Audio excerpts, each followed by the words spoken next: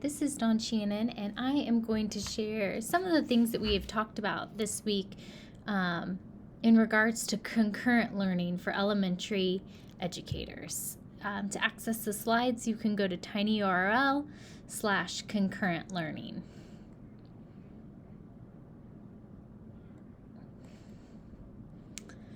The definition of concurrent learning is a style of education in which content is delivered to the students in person and online at the same time. For the purpose of today's learning, we are going to talk not only about concurrent learning, but really about how do we support our short-term virtual students. One of my favorite quotes is, "The smartest person in the room is the room." And so during our learning sessions that are live, we will take a lot of time to harness breakout rooms to collaborate around how do we support our short-term virtual students.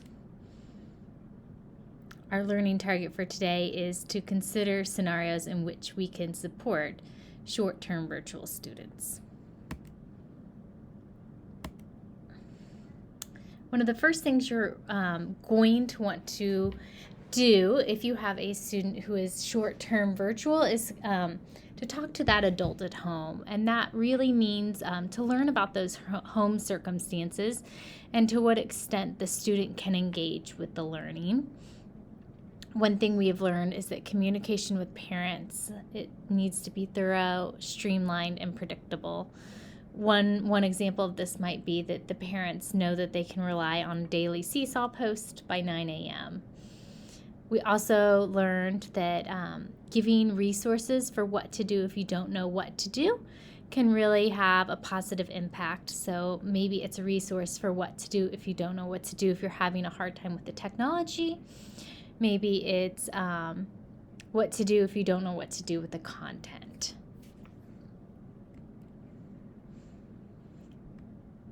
So when thinking about supporting short-term virtual students, I'm going to share just a few ideas that you might consider using depending on the grade level, the student, and the family circumstances.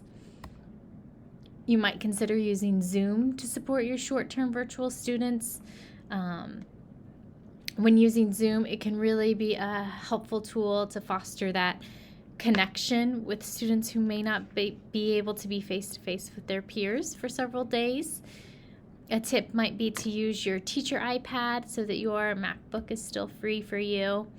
Making sure that the student who's accessing the classroom from home knows how to raise their hand.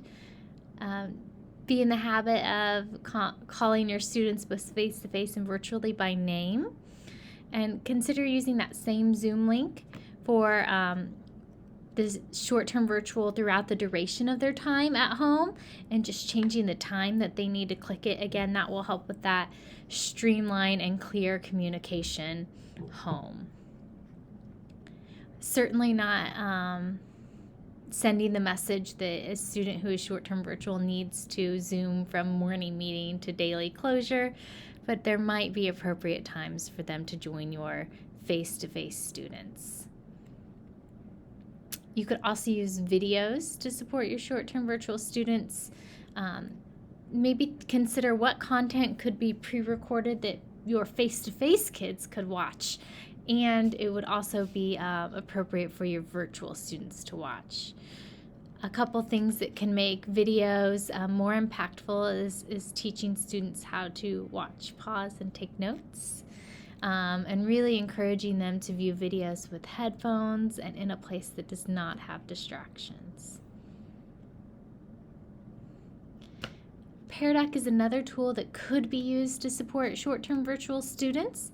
It's an interactive presentation tool with your Google Slides that can be accessed if you are in the school face-to-face learning, but the teacher can also post the link and the students can access the Pear Deck asynchronously or synchronously with the class. George Couros wrote a blog post recently called 8 Ideas to Consider for Remote Learning.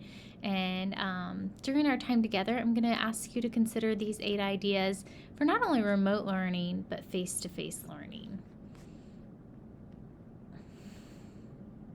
During our live Zooms this week, we talked about how could you use choice to help motivate your face-to-face students with their learning, while also help motivating your virtual students with their learning. And so a few moments were spent in the breakout room and then sharing out together. We also talked about how could you encourage time for reflection and goal setting with your face-to-face students, as well as with your short-term virtual students.